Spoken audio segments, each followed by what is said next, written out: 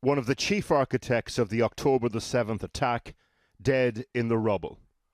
The broken body of Yahya Sinwar, killed in an Israeli attack in Gaza, a large open wound to the head, wearing military fatigues. Fitting perhaps for the man who planned the attack that brought the Middle East to the edge of all-out war. 2 other bodies were found in the rubble with Sinwar, along with identification documents, cash and combat equipment. One of the most striking details, the IDF did not know ahead of time that Sinwar was in the building. There was no advance intelligence. It was described as routine activity targeting Hamas. The unit that carried out the attack were trainee squad commanders. When they went through the rubble, they discovered Sinwar's body. This afternoon, Benjamin Netanyahu's office contacted the families of hostages to tell them that none of their loved ones still being held inside Gaza were in the building with Sinwar. The fear was that at times he had been in the presence of hostages serving as human shields. A mother of one of the hostages as news came through this afternoon. We have settled the score with the arch-murderer Sinwar, but now, more than ever, the lives of my son Matan and the other hostages are in tangible danger. In February, the Israeli military released this video purporting to show Sinwar inside a Hamas tunnel in Khan Yunis, southern Gaza. One of Israel's most wanted men had commanded his ever-depleting ranks throughout the last year, was in indirect contact with the countries mediating a possible hostage and ceasefire deal with Israel. In August, Hamas announced that Sinwar had been appointed as the group's political leader after Ismail Haniyeh died in a targeted killing in Iran attributed to Israel. So, when it comes to Hamas's leadership, who's left? In July, Israel's military carried out an airstrike in the safe zone of al-Mawasi that killed 90 people. 2 weeks later, it said the head of Hamas's military wing, Mohammed Deif, was the target and that he'd been killed. In July, Hamas's political bureau chief assassinated in the Iranian capital Tehran. Ismail Haniyeh, the organization's most senior figure, killed by a concealed explosion in an apartment. And now today, the man who took over and whom Israel holds most responsible for the October the 7th attacks, crossed off the list. There are others, more may emerge, but as far as Israel's concerned, the upper echelon of Hamas is now decapitated. The reaction in Tel Aviv was muted. What would this mean for those still inside? How would their captors react? In Gaza, some of the population ground down by the war are not only blaming Israel for their plight, but Hamas as well. Reaction to the news of Sinwar's death? Just stop the war. We are urging for the war to stop. We are not asking for them to assassinate this person or that. They have assassinated most of our leaders, and the war has not stopped. We are calling for the war to stop. The big questions now. What will Sinwar's death mean for how Israel continues to prosecute this war? And with more than 42,000 Gazans dead, will it have been worth it? In the last hour, Benjamin Netanyahu addressed the people of Gaza directly, and his message to them was this: if you're holding hostages and you let them go, we will let you live. This is an important moment in the war. We will continue with all our strength until all your loved ones are brought home. This will be unfolding in lots of different ways over the coming hours and days, but perhaps the people watching what happens most acutely will be the people of Gaza, and in particular North Gaza, Jabalia, that giant urban refugee camp northeast of Gaza City. Again, strikes there over the last 24 hours, scores of people killed. Porrick in Haifa, thank you very much indeed. Well, the war in Gaza is just one of the many wars engulfing the region. Today, the fighting in southern Lebanon claimed the lives of 7 Israeli soldiers killed by Hezbollah fighters.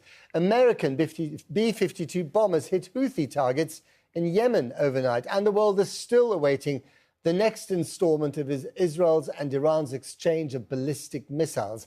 Well, let's go to our international editor, Lindsay Hilsum in Beirut. Lindsay, try and put this into context. What does the death of Sinwar mean for all those wars that I just mentioned in the entire region? Well, a lot depends on what Prime Minister Benjamin Netanyahu decides to do next. The Americans will be putting a lot of pressure on him to, as they put it, take the win. In other words, to move over to a diplomatic track in order to try and get the hostages released and to bring the fighting in Gaza to an end. But if the past is any guide to the future, he and his hardline cabinet are unlikely to want to do that. And there was no indication of that in the statement he made tonight. Then it also depends on who takes over as the leader of Hamas. One possibility is Khaled Mashal. Now, he is a long-time senior member. He lives in Qatar. He is seen as less extremist and hardline than Sinwar. He is somebody who the Qataris have a lot of influence over, and he might move to the diplomatic track and to try and do something to release the hostages. The whole region depends on what the leaders of Hamas, the new leader of Hamas, and Benjamin Netanyahu decide to do next. And presumably that new leader of Hamas would also potentially have a target on his head, something to consider if you're going for that job. Just where you are in Lebanon, the fighting there seems to be getting worse and worse, also for Israeli soldiers. Absolutely. And Hezbollah has been clear that they will not cease fire until there is a ceasefire in Gaza.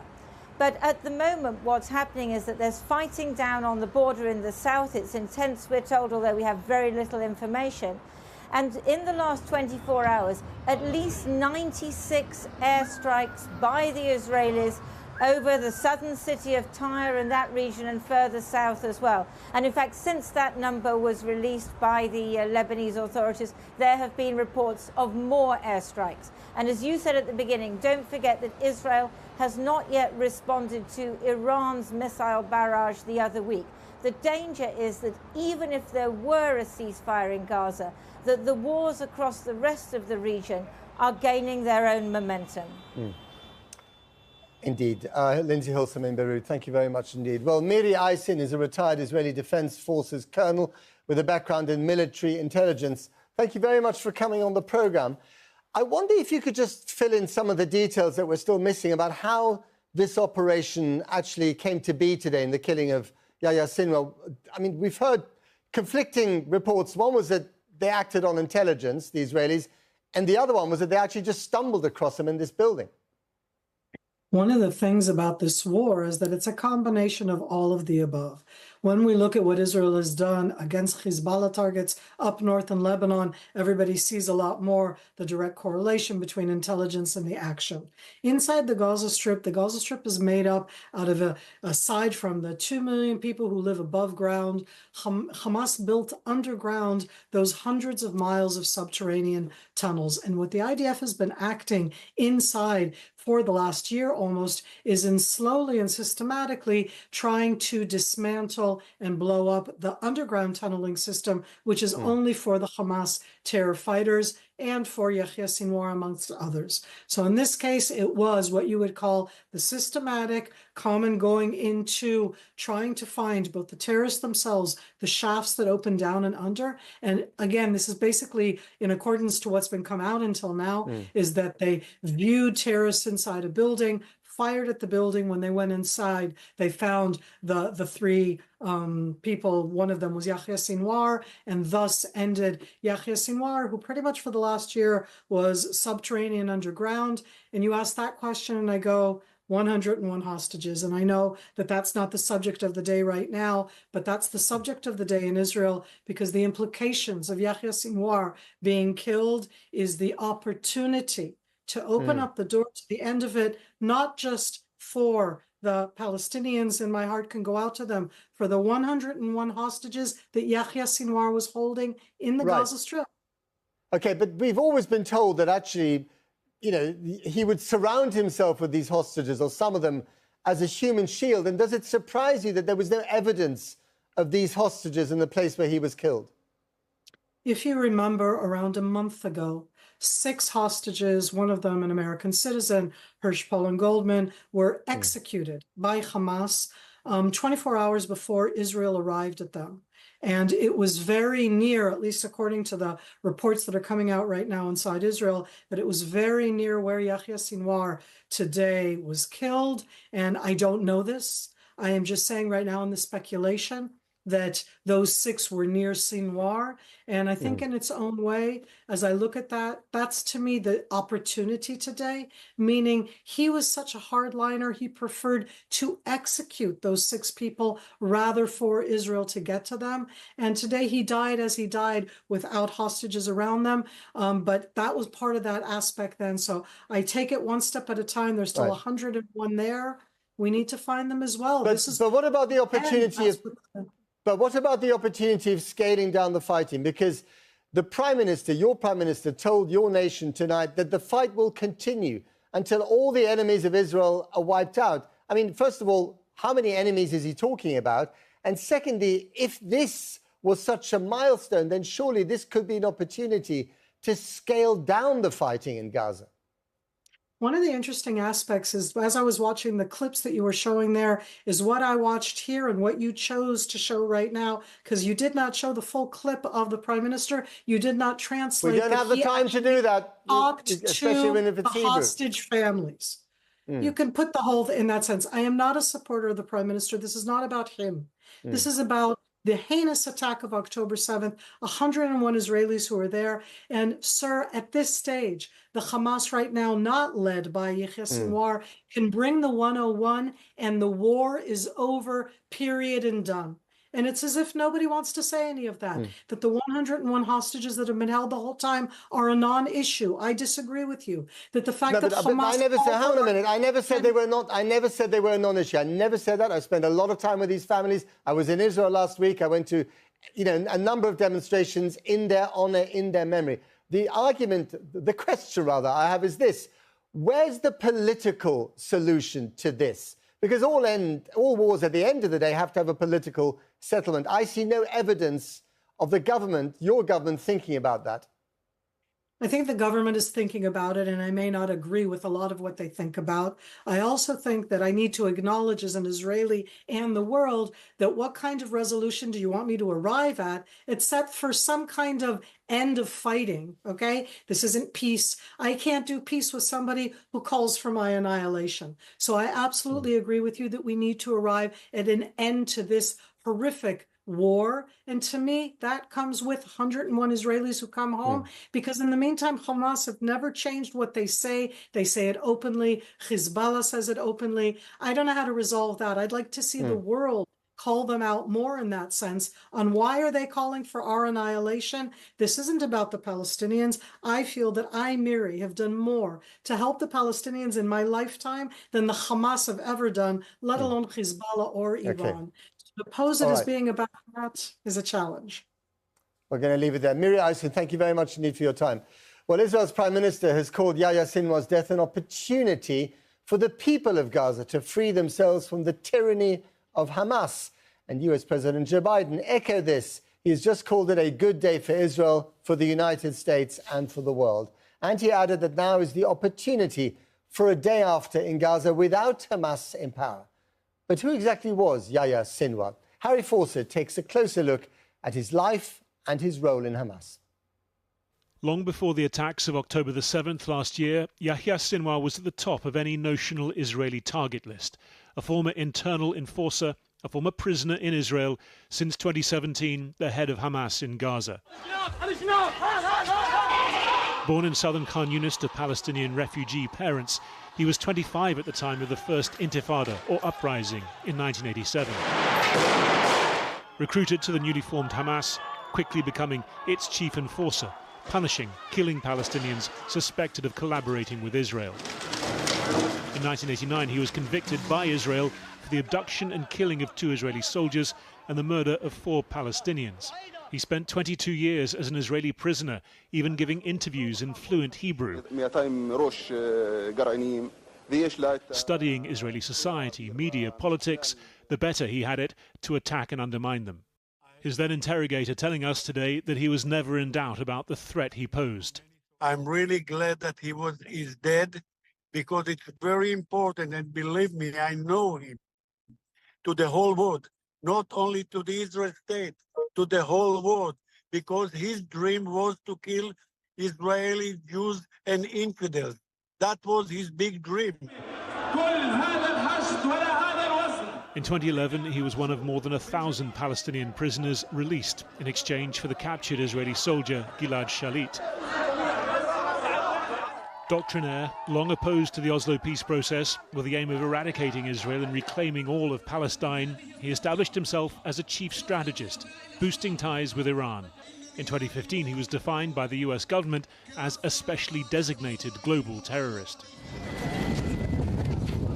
His seniority within Hamas was cemented in 2017 when he became its Gaza chief, changing the power balance in favor of its military wing.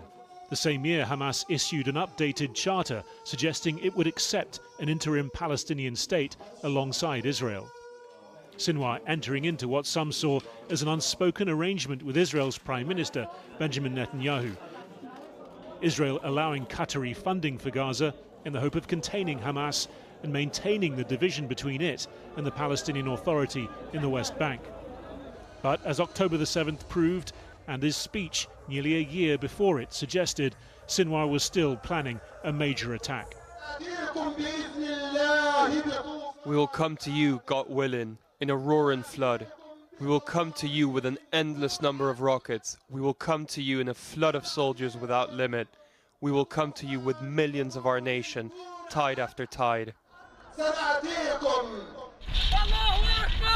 With the Al-Aqsa flood, as he called last year's attack, killing 1,200 Israelis and capturing 250, Sinwar dealt Israel a military humiliation and a deep psychological wound. But it also brought an unprecedented Israeli response, laying waste to Gaza, killing thousands of civilians and destroying much of Hamas's military capacity and now all of its top-level leadership. Well, earlier I spoke to Mustafa Barghouti, a politician in the West Bank who's leader of the Palestine National Initiative Party. And I began by asking what changes he thinks Sinwar's death might bring. Well, it doesn't change much, except that it takes away from Netanyahu more arguments about why he should continue this war. He used to claim that he is continuing till he kills Sinwar, until he occupies Gaza. Now he's done all of that, but he continues the war and even expanding it. So in my opinion, that will show that Netanyahu has no reason whatsoever to continue this war. On the other hand, I think what happened today will not change much for Hamas or for the Palestinian side, because Sinwar is not the first leader who's assassinated. Haniya before him was assassinated. Nasrallah was assassinated.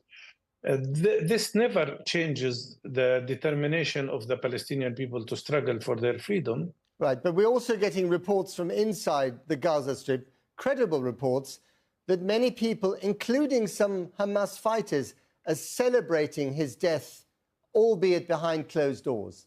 I doubt that very much. I would not believe such reports. Probably they are coming from Israeli sources or sources that are loyal to Israel. They're not actually. They're from Palestinian sources. Maybe, but I think that does not represent the opinion of the majority. The people of Palestine will see him now as a hero. He was not hiding in tunnels, as Israel has claimed. Actually, the one who's hiding in tunnels during his meetings is Netanyahu, not Sinwar. He was fighting, and he was killed in a fight with the Israeli army, and he was dressed in a fighting outfit. So he wasn't a coward. This man spent 22 years in prison. His main goal was to release the Palestinian prisoners in every possible way. And I don't think the Palestinian people will look at him in any other way but as a hero who struggled for the freedom of his people. And yet it is inescapable that if he had not masterminded the attacks of October the 7th, which killed, 1,200 Israelis, then Gaza would not have lived through the hell that it has been living through for the last year. Gaza was in hell before the 7th of October. But not like this. This level of destruction. Wait. You mentioned 1,200 Israelis killed. But you didn't say that Israel killed 52,000 Palestinians. We mention that all the time. But the point is, I don't think you can argue with the idea that if it hadn't been for October the 7th, the Israeli reprisals, brutal as they have been, would just not have taken place. Of course I will argue, because 7th of October was not the beginning of the story. Since '67, Israel imprisoned more than 1 million Palestinians. We are under oppression. And that's why 7th of October happened. You could ask the question in a different way, I suppose, which is if Israel ended its occupation, would we have had this war? Of course not. In the last month, they have killed the head of Hamas, the political head of Hamas, the head of Hezbollah. I mean, militarily, Israel is picking off one enemy after another. Does that weaken the resistance to Israel significantly? On the contrary, it makes people believe that Israel understands only the language of force, and it makes more people, especially young people, determined to struggle for their freedom. Because what does Israel offer to people after killing the leaders? Nothing but occupation. And that's something people cannot tolerate. What is your appeal to the Israeli Prime Minister tonight? I don't appeal to Mr. Netanyahu because I don't trust him at all. I think this man is behaving as a fascist leader. But I appeal to the Israeli public. It's time to stop this terrible genocide. It's time to stop this war for the sake not only of Palestinians, but also of Israelis. Just finally, what do you think will happen now to the Israeli prisoners, they call them hostages, in Gaza? Well, I hope, as I said, Hamas will not disappear because one leader was killed while he was fighting. I think there are other leaders that will take his place. And the matter is in the hands of Netanyahu. If he wants them safe, and I don't think he cares about them, by the way, but if he wants them safe, he can immediately engage in true negotiations to achieve ceasefire and then exchange of prisoners, and then they can come home safe. This whole dilemma could have been easily avoided had Netanyahu accepted ceasefire in the first month of this war. Mustafa Barghouti, thank you very much indeed. Thank you.